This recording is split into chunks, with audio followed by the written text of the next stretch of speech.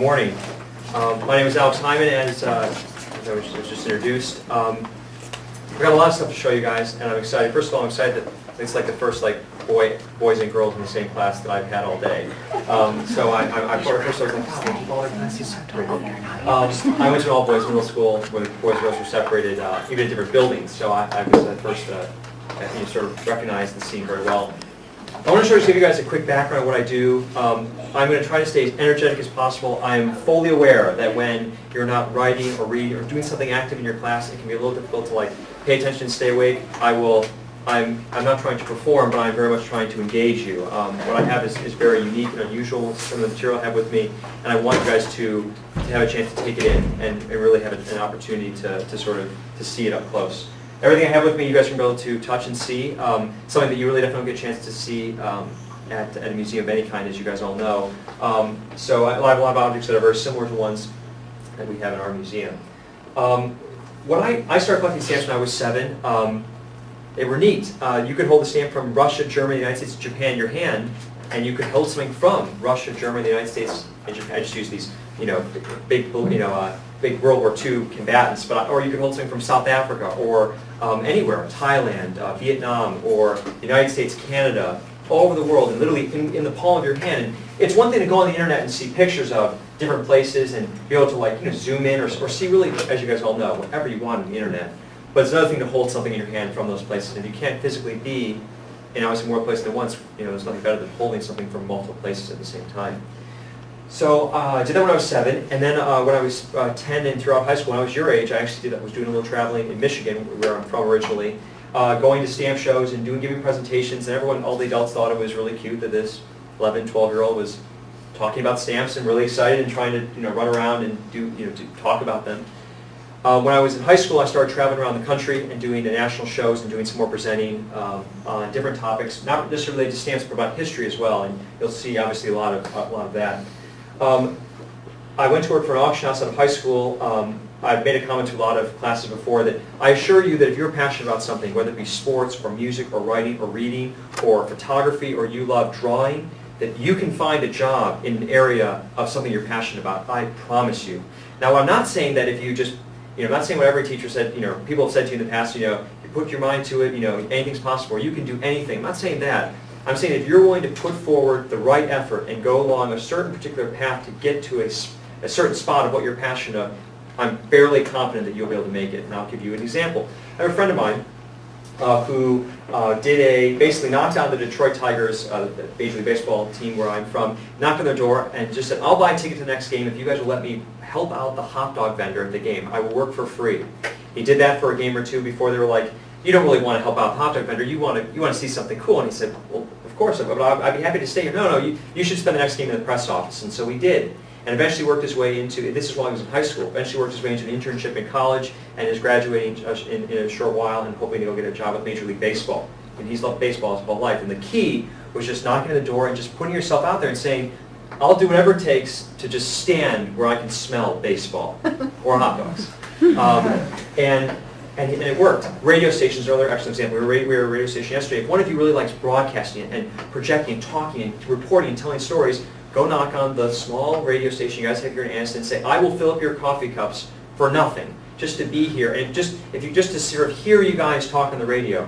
And before long, if you sort of stand up straight and introduce yourself well and dress nicely or nicely enough and are always very pleasant and always very helpful, I guarantee that eventually they'll go, something, stop filling up coffee cups today, you should sit in the booth while we interview X, Y, or Z. And then it goes from there, and all you go is you go from interviewing X, Y, or Z to doing something else and eventually maybe doing a little segment or maybe saying some of the commercials, or they'll help you sort of learn how to develop your voice for radio.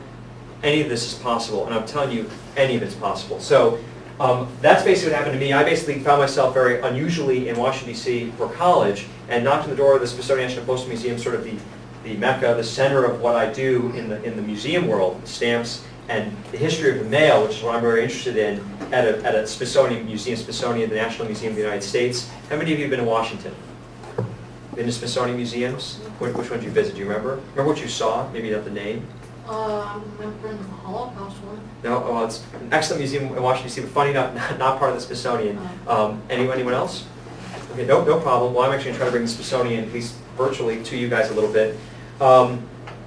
So what I introduced myself to some of the staff at the Smithsonian, and because of other things I'd done by basically doing the same thing in high school and just sort of getting to know people and being very pleasant and being very forward about my presentations, when they needed someone to help build a virtual museum, which is now called the Arago website. Arago was a friend of James Smithson, who was the founder. Smithson was the founder of the Smithsonian in terms of giving them money to build the Smithsonian. They called me up because they needed a stamp specialist and someone who's computer literate and someone who could help them develop a project. And I was just a freshman in college. I was 19 years old. And they called me up and I went on staff there. So it was really quite something. And I've been there for 4 years. This week actually is my 4-year anniversary of the museum. And so this is the Arago website. Basically what this is, you guys have been to museums before, right? I mean, there's an exhibit, there's it's a physical museum, you walk into an exhibit, and there's a panel, just a written panel on the wall, and it says, the background, welcome to, the history of Anniston. And so there will be a panel that will say, it will talk about what the area of this area of Alabama was like before it was founded as Anniston, and it will tell you about who came here, and it will tell you about Mr. Noble and how he arrived, and then it will say, enjoy this exhibit at the bottom, and then you walk into the exhibit. Well, similarly, what we had to do was develop a virtual museum. We have 6 million objects in our museum, but less than 1,000 are on display on the floor. 1,000, 6 million. We could never possibly have all of them on display. You couldn't walk into our museum and see every single one. So we developed a site where we divide our entire collection into philately, or stamps, or letters, or envelopes, things that relate to the stamps or the mail, and postal operations, which is what you see here, like badges, or trucks, or figures, or paintings, or whole airplanes, or whole mail delivery trucks, or postmarks that actually canceled stamps, or delivery trays, you name it. If it was involved in touching the mail, we've got it. So what we did is we developed what I just described to you with this whole panel, where you start off on our main page, which I don't want to go to because it takes a little while to load. And you can sort of choose. It's sort of like walking in a museum. It's like, do I want to go to the philately section or the postal operations section? You pick. And then there's 2 ways to browse our museum, which doesn't exist in any other physical museum. How many of you like to look at magazines or like Sports Illustrated, but you just like looking at the pictures? It's all about sort of, when you see a picture that sort of strikes you, you stop, and then you read the article. That's totally me. I'm a very visual person, and I bet many of you are too. When you're flipping through your textbook before class or after class, you stop at the pictures. You don't stop at the bolded headlines. You stop at the pictures. Thank you very much. So realizing this, we went, people are visual people, and when you walk into a museum, you see lots of physical things, and usually something that attracts your eye, an object, is what you go to first. But some people really do, not really, but some people start and read and go in order. Other people just sort of scatter and go to wherever they want. What we did is create an image browse mode where you could view our collection just by what you see. So when you get to something that strikes you, you stop. And then you can click on it, and it takes you into wherever this object falls within our whole virtual museum. This is a missile mail container. They actually tried sending mail by land-to-land missiles for only a short period of time, and the mail was actually contained inside of this box. So the neat thing is, or other things, for example, so now, for example, this object that I just selected took you into the postal operations half of our virtual museum, and then took you to the transportation, because this was part of transportation of mail, and then to aviation, or rockets, obviously. But then once you get here, you can go, wow, I like this object, what else do they have? And you can look along here, and you can see other types of planes, and other types of aviation elements. So one item that's really a lot of fun is, let's go this way, is this plane. This is actually in our museum atrium. So this is the view that I would have, or Malik, right? That you would have if we went and visited my museum, or the National Postal Museum. You'd see this plane, you'd be standing under it. There would be, this is one of the early types of planes that carried mail for airmail. But one thing you can't see in our museum is this perspective. You can see there's the people. This is looking down at it. And even better, so there's the engine. Oh, You can see, move around, and then additionally, you can look at different elements. You can exit back out again.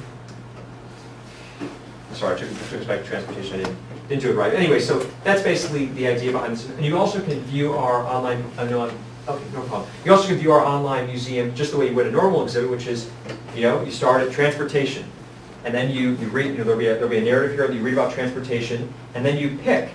Do I want to learn about animal-powered transportation, waterway transportation, railway, human power, motorized, or aviation? And then and just like the visual people, this will continue to rotate because just try to catch your eye with something. So that's what I do at the National Postal Museum. So what you learn in history and what you learn when you write, and you learn how to read, not learn how to read, but as you develop your reading and writing skills, there is a tremendous applicable function that you can have in the whole world of education. Yes? How did you get that point of view of the airplane if you couldn't go up there? We had, actually, I'm trying, that picture actually might have been taken, there are windows, there's an office that's not supposed to be a museum above the plane. I believe we took it from there, but we've also brought in, they're things that are like, that go off the ground, like fixed lights that are really high up. What are those called? Cherry picker. Yeah, sort of like cherry pickers, but indoors, and we've cleaned the top of the planes with those. I'm sure we took the picture then as well. Okay. So this is, for example, like an Alaskan dog sled that delivered the mail, just all sorts of stuff. And there's so much connection. This is just the object side, but I'm going to talk about the envelope and the stamp side. Okay, so World War II. You guys are in Vietnam, approximately history right now. I'm going to back up a little bit just because I don't have a lot of your Vietnam material with me. And we're going to talk about World War II. So who was the President of the United States during World War II? Nixon. Nixon? That was Vietnam, or part of Vietnam. I mean World War II, come on, who was the President? It's Say again? Roosevelt, correct. Okay, no problem. Lots of you had to say. So by the way, I'm going to pass out a couple things to sort of get you guys going. Please be careful. Hold things if you're passing it across the tables. Just sort of lightly carry it. Do not bend anything. You guys your past classes have been incredible. Your teachers can't say enough nice things about you. I'm certain that you guys will be able to handle these things, these objects, perfectly fine. This is an envelope. I use the word cover and envelope interchangeably. A cover was an old term referencing a piece of paper that was wrapped around a letter to cover the letter as it went through the mails. And envelopes, obviously, as you know, are manufactured to do the same thing. This is a cover that has a postmark. The postmark's this area right here that cancels the stamp. If I look at the postmarks of anything I hand out to you, you're able to see what day, time, and place something was sent. So this was sent on Washington, D.C., or canceled on Washington, D.C. on March 4th, 1933. Which was the first day of the inauguration of Franklin Roosevelt as President of the United States. And he was, of course, was elected 4 times. This is his first inauguration, and Roosevelt was a stamp collector, so he's a particular favorite to all stamp collectors. And then on the back here, this is Roosevelt's signature in the top left corner when he was governor of New York, which is what he was before he ran for president. So this is the real signature. Roosevelt held this in hand, along with about 10 other governors of the United States along this cover. Everything I hand you is real. It's authentic. There's no copies. There's no replicas. In some museums, there really are like replicas and things. Even though it's behind glass, it still is not the real thing because they're worried about light damage. But because we're in limited situations like this, it's an honor and a privilege to be able to have you guys have a chance to look at these things up close. So I'm going to try to think how we're going to do this. I'm going to start everything here, and it's going to go like this, and we'll come to the back table. And if you ladies would be willing to just sort of collect everything at the end. So, yes, you have a question, please, sir. Do you know what was in the letter? Actually, a lot of these we do not have the actual letters. They're just the envelopes that were sent. So unfortunately, no, I wish I did. There's an interesting kind of letter with an envelope story that's coming up that I think will strike your interest especially. Okay, so I'm going to purposely kind of keep things moving just because we're having limited time, but I'm going to try to make sure you guys see as much as possible. Who's heard of Neil Armstrong? Who is Neil Armstrong? Correct. This is a cover, an envelope, sent from Neil Armstrong's hometown on September 5th, July 20th, 1969 was when he went up to this. When he returned, I assume this is for a homecoming that Neil Armstrong had in his hometown, canceled on the day of that homecoming, and it's signed by Neil Armstrong. Neil Armstrong has not signed anything. He was so deluged by people asking to have his signature that he refused, I believe he's refused to sign anything since 1970. So this is something sent in just a few weeks after he got back from the moon, and it's sent from his hometown in Ohio. So having nothing to do with World War II, but just kind of interesting. Also nothing to do with World War II are these. These are called free-frank covers. Free-franking is a privilege that was afforded to certain members of Congress, the Senate, presidents, vice presidents, presidents' spouses, to be able to send mail for free. And all they had to do was sign their name. This one was sent by Alexander Hamilton. Who's Alexander Hamilton? I'll give you clues. We're in the 1780s, 1790s. Yes. I think he was the vice president. No? Excellent. First Treasury Secretary. Good job. This was sent when he was first Secretary of Treasury in 1790. It's sent from New York. You can see it says New York in the postmark. You can see it says free, hand stamp for free, because Alexander Haimann signed it right in the bottom corner. And sent from the Treasury Department. It's date line, Treasury Department at the top. This bottom one was signed by Thomas Jefferson while he was President of the United States in 1806. Thomas Jefferson, founding father, writer of, principal author of the Declaration of Independence, held this envelope and cover just the same way that he held the Declaration. Signed his name so that this letter would go free to General Henry Dearborn, his Secretary of War, now at New York. No zip codes then. Just they have to find Secretary Dearborn when they get to him. So these were held by Alexander Hamilton, held by Thomas Jefferson, written on them with their names to be held by you now. Yes. Can you see the animal power? Can you see the what? The animal power. The animal power? Sure. It's really, I think it's the stagecoach, of course, and then there's going to be the dog sled are the two really big ones. So, but I'll let you guys explore this, please. Once I'm not here, yes. How did y'all find all this stuff? Oh wow! Stuff is still stuff has been donated to us to the museum. Some of this stuff is owned by private individuals who bought it through private channels, auctions, different dealers. A lot of people still have this material. World War II letters, especially in family correspondence. I had a great uncle who was in World War II. We were just at a woman's house yesterday that has some historical documents from her family members who fought in the Civil War, and they're just privately her family's documents and letters. I mean, literally, letters from the Civil War, but they're not in a museum because they're part of her family's history. So that's how we come across a lot of this stuff and how I'm able to bring it to you here. Another thing, so now I'm going to actually get back into World War II. Okay, so December 7th, 1941, what happens? December 7th, 1941, the bombing of Pearl Harbor. Where's Pearl Harbor? Hawaii. Correct. Okay, this was an envelope that was sent from New York 7 days after we declared war on December 15th, 1941. It was being sent to Germany. We just declared war in Germany, which is a real problem. So you'll notice, pardon me. So you'll notice that there are a couple things. First of all, that it says, there's a hand stamp that says service suspended, return to sender. And then there's this piece of tape that says examined by, and then a number. So what happened to this was it was intercepted in the mails before it went to Germany, before it left the United States, by the government, and they opened the letter to read it because they didn't know what was going on. Why was someone writing to Germany? We just declared war on them.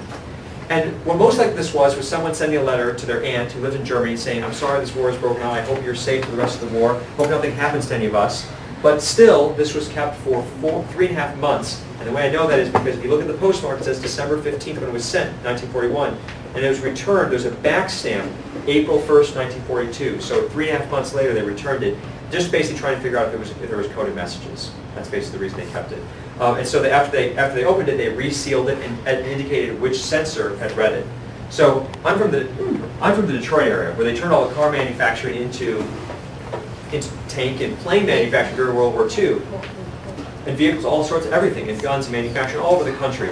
But that took several months to get going. You can't just take a car factory in 1 week and turn it into a tank factory. But mail, the United States government realized very quickly, literally 1 week after the Declaration of War, even sooner, that was the most critical sort of leak that could hurt the United States in information getting out about our troop movements, where army bases were located, all sorts of material that could have been damaging the United States.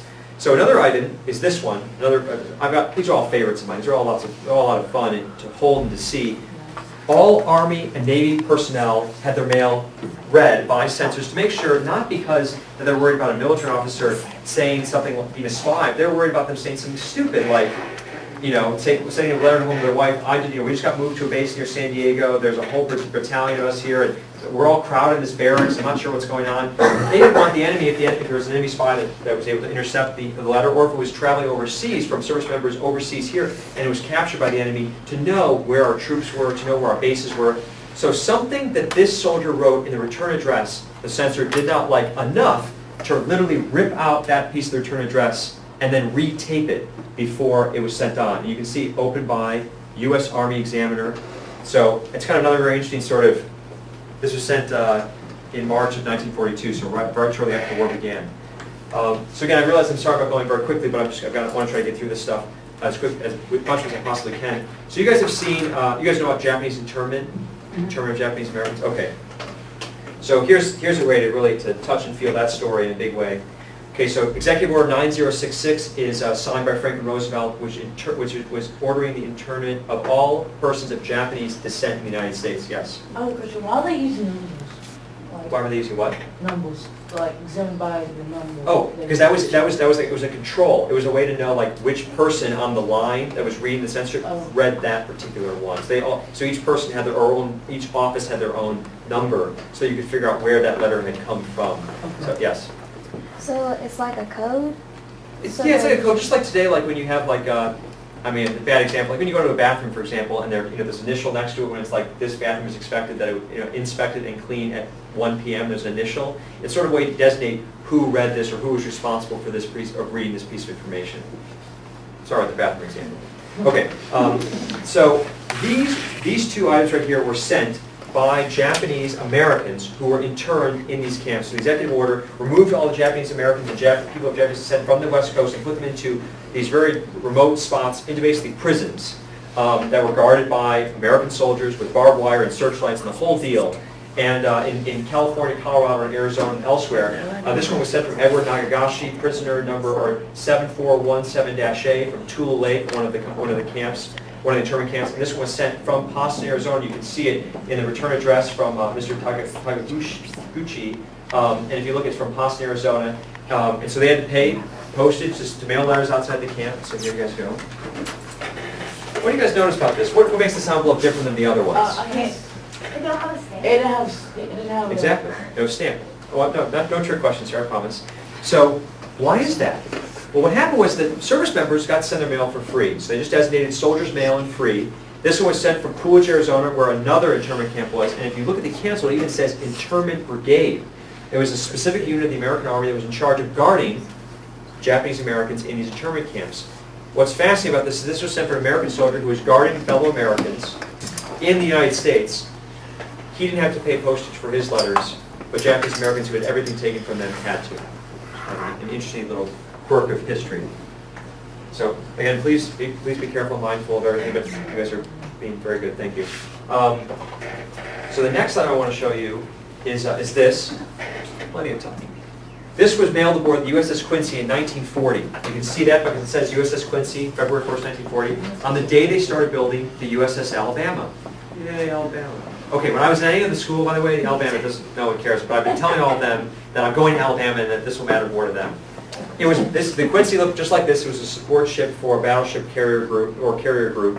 What makes this unusual is that you can go mail a letter from the Anniston post office. Maybe the post office closes or moves. You can walk to that spot 50 years from now and go, I stood at this physical piece of land and mailed a letter from the post office. This was mailed aboard a United States Navy vessel that sunk 2.5 years later in one of the very first actions of the war. So the place where this was mailed from doesn't exist anymore. It's literally at the bottom of the Pacific. And similarly, the person who sent this very well could have been on the ship when it was sunk or wasn't.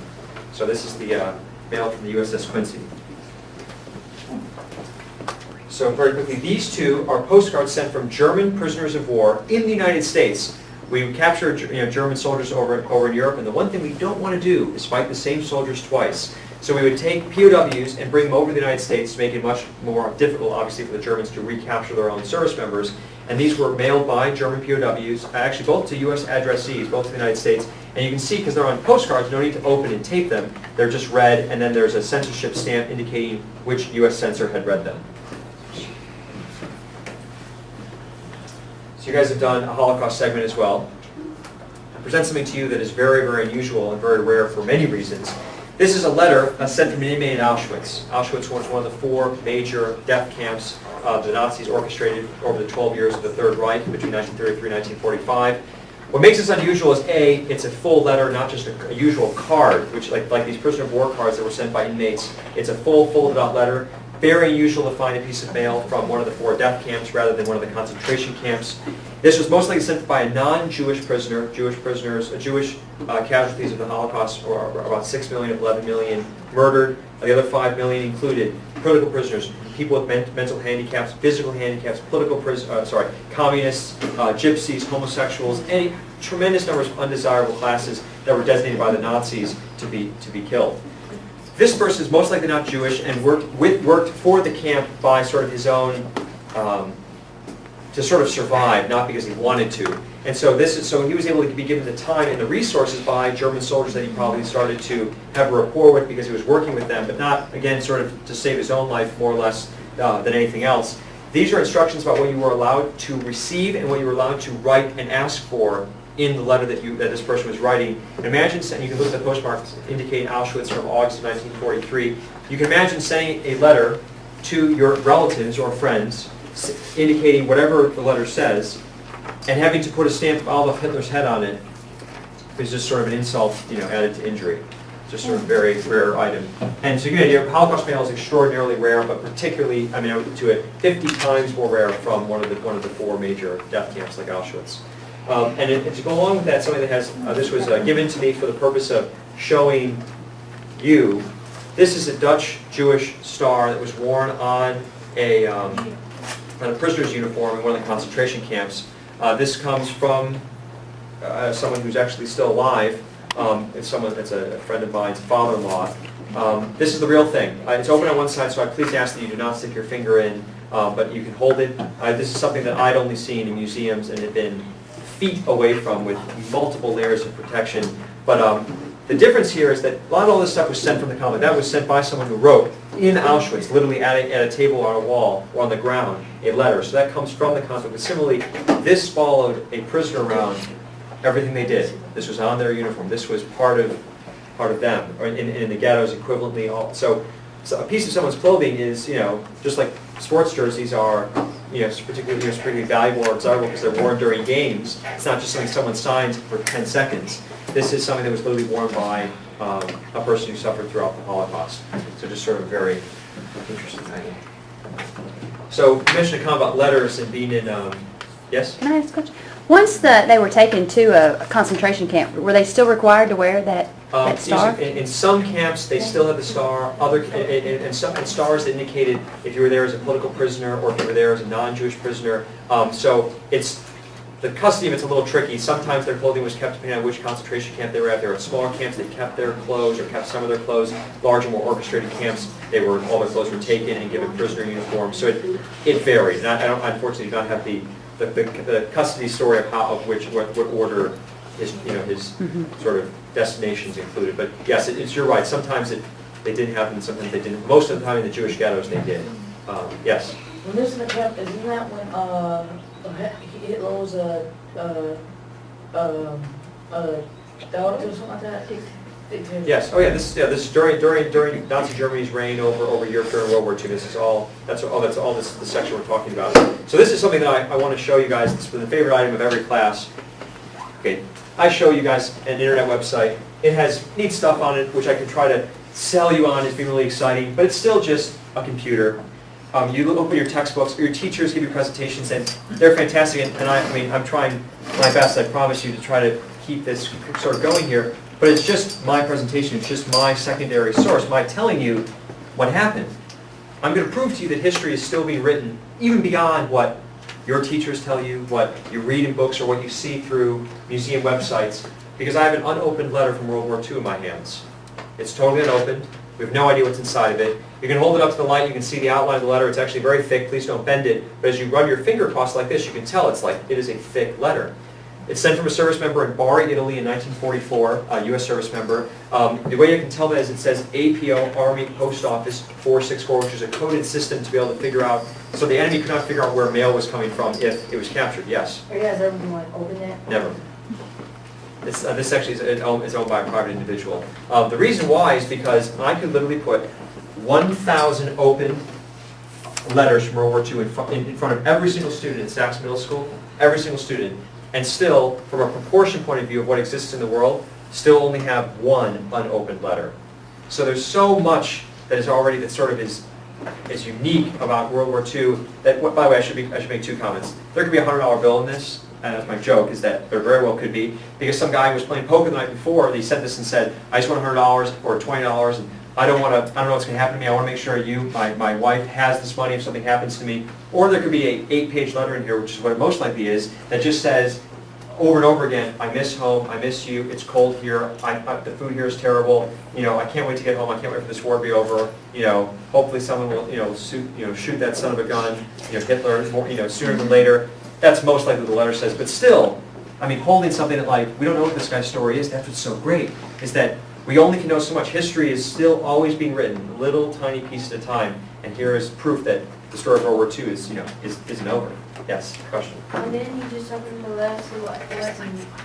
Why don't I? Because Well, he just you told guys.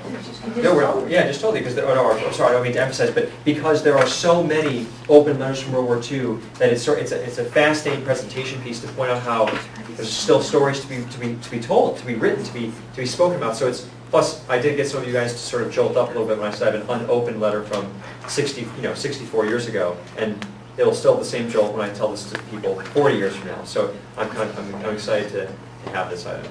Yes, with me. How'd you figure out that it wasn't open yet? Well, you'll see it's sealed. It just because we know just know how sealed looks and how it wasn't opened and resealed. There'd be a ripping and markings that you'd be able to tell along the sides of the envelope. That'd be very difficult to sort of put back together. Plus, this came from a family correspondence that that this one item was unopened in the box. So we just know that it sort of went from the family to being unopened. Very unusual why it wasn't open. So I'm going to now hand out a whole variety of stuff. So you guys thought you had a lot of stuff coming. Here we're really going to get going. We got plenty of time. These are patriotic cards, postcards, and envelopes, all pre-printed, showing different serious, some racist, some very funny kind of political commentary and cartoons about World War II. The reason I don't care about showing these to you, some of them are very serious and some of them are very funny and graphic, is because a 5-year-old could easily have seen any one of these coming into their home during World War II. So 6th graders, and we're just much older than 5 years old, so it doesn't really matter. So let me, I'm going to pass these around sort of haphazardly. I just put a few here, I just pass them that way, and all sorts of. Now, yes. When did you receive that from the When did you receive it? That was they came several years ago. Okay. So there is one thing I want to show you guys. I'm going to pass around one more big thing. On this one, you see how there's this colorful or what looks like a label, and you'll get to see this as it comes around. During the war, how many of you have heard of like Rosie the Riveter? You know what Rosie the Riveter is? Okay. Well, Rosie the Riveter always represents the iconic, the woman that went into the factories, the women that went into the factories to sort of take the place of all the men that had gone overseas. So, just the way that people were being used for all their talents during the war to try to help in the war effort, artists were solicited in a contest called the Artists for Victory contest, or Artists for Victory, to paint 50, or to be chosen 50 iconic images of the war. And one of them is this label right here, and I won't pronounce this here. And I have the other 49 right here. They're not postage stamps, they're like labels, like Christmas seals, that were bought at drugstores, or at grocery stores, or at stationery stores, to sort of include on your mail the same way we add like labels, or sort of interesting things to sort of decorate invitations. And these were the 50 that were chosen. This is the original sheet. This is how it was originally purchased, and it survived from 1943 to today, and probably one of less than probably 10 sheets or 15 sheets that exist in their original form. Take a few minutes. 2 or 3 people can look at the same time. That'd be fantastic. There are some incredibly sort of vivid images. Sometimes they're very small. There's an image here of a very, very, very sinister-looking SS captain. There's an eyeglass like this. In the back of the eyeglass, there's a person hanging by a noose. There's also one where there's a dead, lifeless girl that sort of says, your sacrifice now will stop this evil, and she's just barely being covered by a blanket, sort of dead and lifeless. So, and some of these are much more sort of high energy and powerful. And all these are sort of show destruction and the death that we were trying to prevent by continuing the war for the United States. So take a minute, take 30 seconds or so, and pass it along, please. So, any questions? What strikes you? What's unusual? What do you think? Or I'm trying to think. Should these go this way, or these? Those are me. Those are Oh, okay, great. thoughts, comments? Any questions about what I do, or what I'm presenting to you, or things that you see, or there's another one of the covers coming around. There's a picture of the Grim Reaper, and the Grim Reaper's playing poker with Hitler. And the Grim Reaper has a huge pile of chips, and Hitler has a very much smaller pile right there. And there's a dim light in the background, and then the Grim Reaper is saying to Hitler, he says, "It's growing late, Aldorf." Sort of these great sort of reminding the American public that we're continuing to move forward to victory. That literally the Grim Reaper is looking down at Hitler, knowing that you only have a few more chips to play. So it's kind of an interesting sort of message, interesting cartoon. Very serious, obviously. Yes, question. Do y'all have the Declaration of Independence? The Declaration of Independence. Interesting. You guys, please be careful, please. The Declaration of Independence actually is at the National Archives. I will show you something really quickly that I think you'll find very neat. One thing that I do at the museum is, you know how we have objects all over the place, rattling postal operations, is that we bring together the objects to create sort of smaller stories, like mini exhibits that are all online. And one that we just put together was about Abraham Lincoln, because this is the 200th anniversary of his birth. So what's interesting about this is what I put together, is take a look at this. So we focus on all of Lincoln's life. And what we did is this.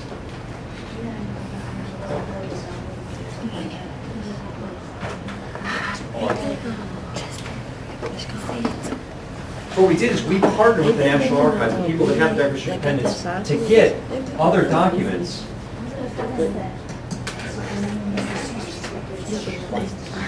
So, for example, this is the Emancipation Proclamation that was signed by signed by Abraham Lincoln on January 1st, 1863, by the President of the United States of America, a proclamation. And then, of course, lays out the Emancipation Proclamation, freeing the slaves in their bellied states. And so what we do at the museum is try to bring these pieces of history together with what we're doing. So, for example, another really fun one that we do. You guys know who did the United States get Alaska from? Russia. In that exhibit that I showed you, William Seward, who was Secretary of State under Abraham Lincoln, was very instrumental in getting Alaska from Russia. So one of the things that we do is we include the check that the United States used to buy Russia. There it is. So just kind of really neat from the U.S. Treasury. And so anyway, our whole idea is to use objects from different areas of stamp collecting, of coastal history, and obviously from history, from Emancipation Proclamation and the check that bought Alaska, to we have one of the Gettysburg Addresses, one of the original Gettysburg Addresses that Lincoln used, also in one of our online exhibits. So we try to use. Here's this is one of the drafts of the Gettysburg Address right here. How does the Gettysburg Address begin? How does it begin? There it is. 407 years ago, our forefathers brought forth upon this. So, anyway, so that's what we do at the Smithsonian in general, and that's what we do at the National Postal Museum. So I am sorry for the long answer, but I wanted to answer it. So any other questions, please? Yes. Yes. Okay. Yes. What is the museum again? It's the Smithsonian National Postal Museum is where I work. It's next to Union Station, which is a very big train station in Washington, D.C. So like, for example, under the stamp section, guys, this is like a way to visually look at all U.S. stamps. So these are all from the 1860s, 1870s, and these will all go all the way to the present day. So yeah, and there are 2,636 images right here, and there are some almost 5,000 different stamps that have been issued since 1847 to now. So if I'm trying to think, there's stuff. Is this stuff gotten? This stuff's finished. That's finished. Okay.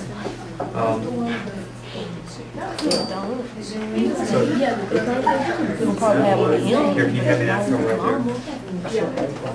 So, thank you for your kind attention. Is there any other questions or any other observations? Yes. What's the name of the workshop? It's called the Araguas.